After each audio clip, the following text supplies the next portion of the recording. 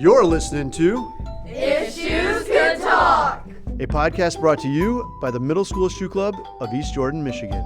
Dream big, set goals, work hard, and give back. Welcome to today's episode on If Shoes Could Talk, where we explore the lessons that can be learned from setbacks and failures. Today, we'll be focusing on the extraordinary life of Dr. Temple Grandin, a woman whose journey has been shaped by both challenges and triumphs. Dr. Grandin is an author, advocate, and animal behavior expert, and has transformed the way we understand autism and animal welfare. Despite facing significant obstacles due to her own autism diagnosis, Dr. Grandin has emerged as the leading advocate for both animal welfare and neurodivergency. Her path hasn't been without its struggles. She encountered skepticism, discrimination, and setbacks that could have easily derailed her ambitions. Yet through resilience, creativity, and unwavering determination, she turned those challenges into opportunities for growth. Join us as we uncover the powerful story of Temple Grandin and the invaluable lessons her journey teaches us about resilience in the face of adversity. But first, listen to this clip from the Temple Grandin movie. Yes, a movie made about our guest today, starring Claire Danes as Dr. Grandin. Well, I didn't speak until I was 4. Now I have a BA and a master's, and I'm studying for my doctorate. How did you learn to speak? please don't shout. Please don't shout. Most autistic people are very sensitive to sounds and colors. Overstimulation hurts. You know, people talking too much at once, can cause us to panic. How did you get cured? Well, I'm not cured. I'll always be autistic. My mother refused to believe that I wouldn't speak. And when I learned to speak, she made me go to school.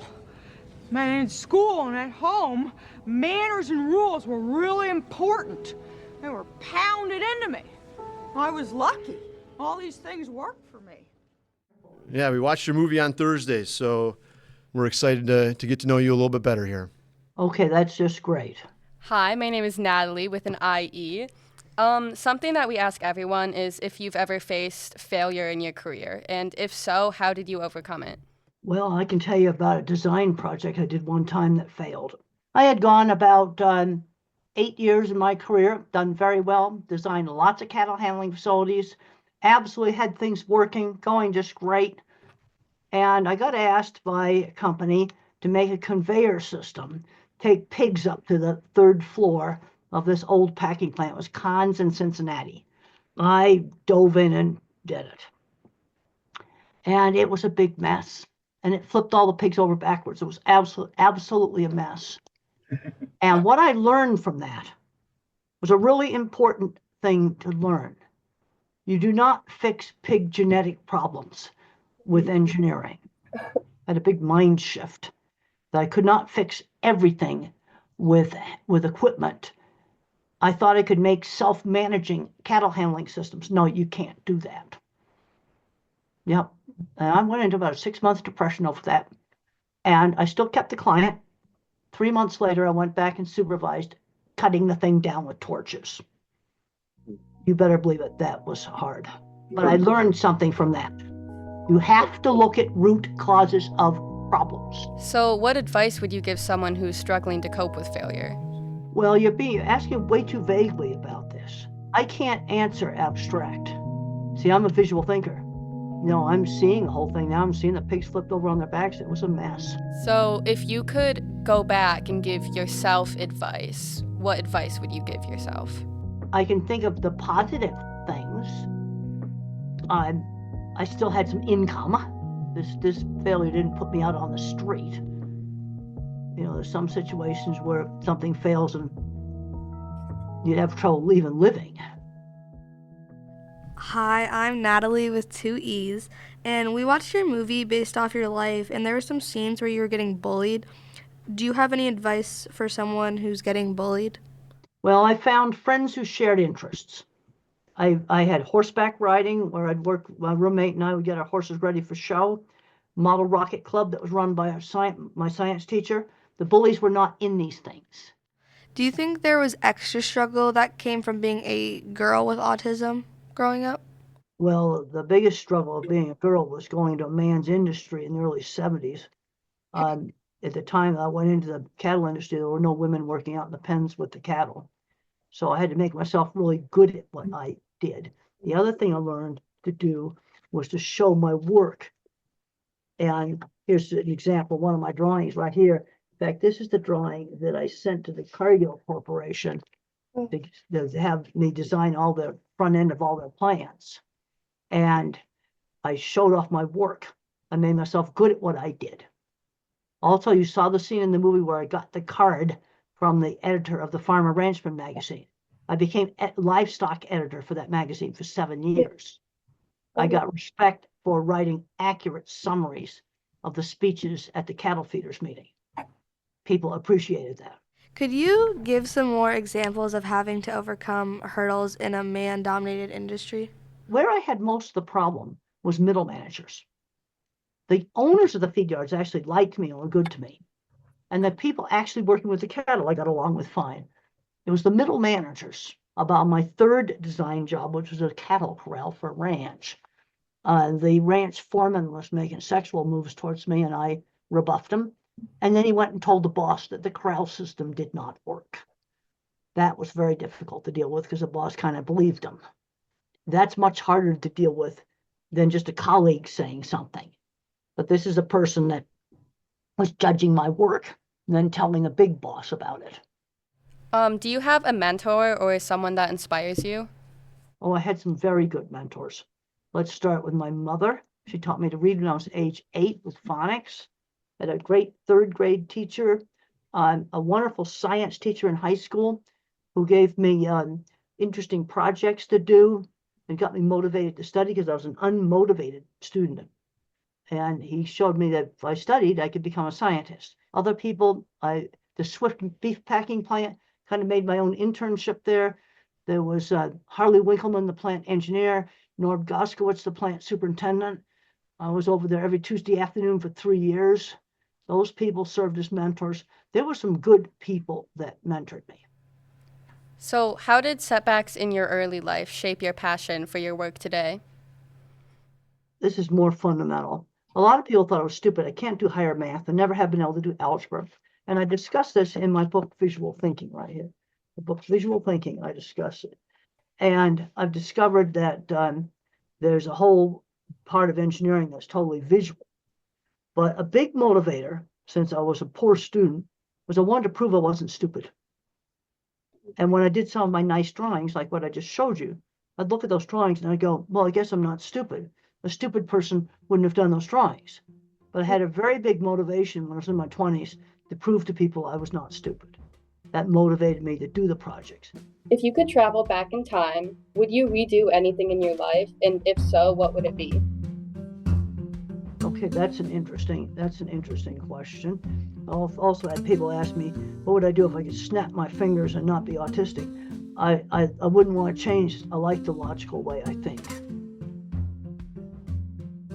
You're listening to If Shoes Could Talk, a production of the East Jordan Shoe Club, walking in others' shoes for empathy and inspiration for your own powerful journey.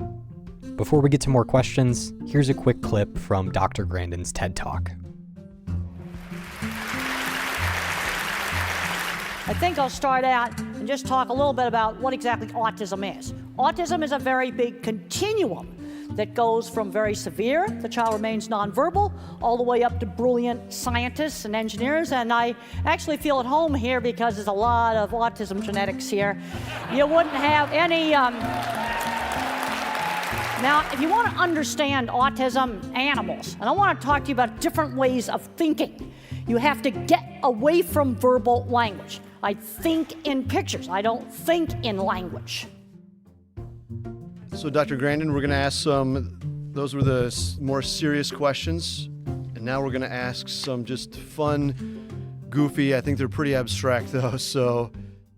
If you could meet anyone in the world, who would it be? If I could meet anyone in the world, who it would be?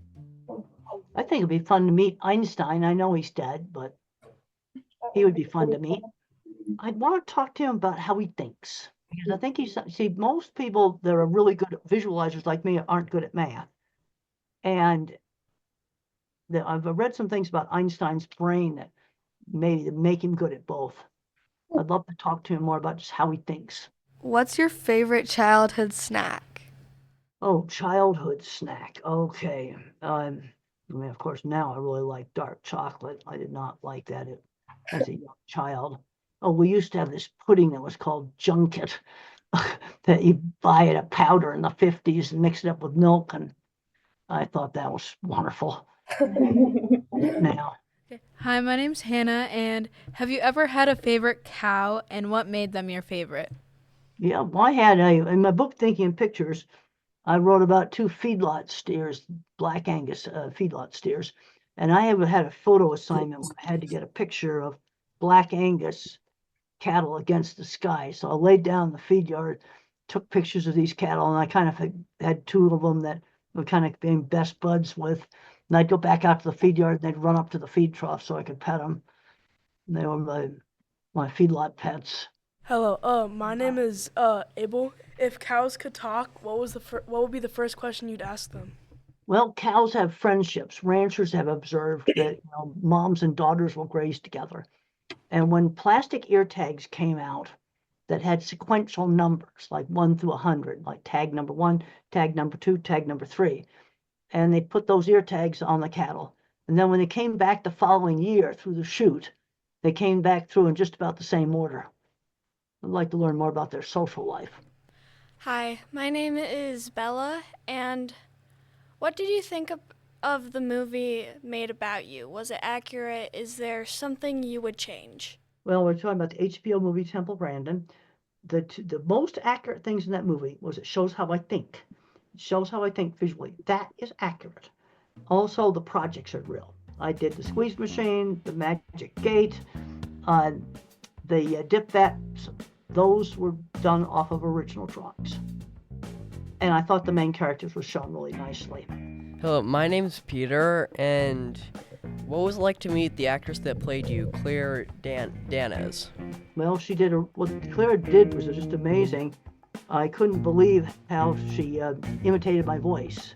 I spent about 4 hours with her, and I gave her all my old VHS tapes of the late 80s, oldest tapes I could find, and she mimicked my voice so well that I was driving over to the university, pulling into the parking lot of our building, and they were interviewing me and interviewing Claire Danes, and I almost mixed my voice up with hers.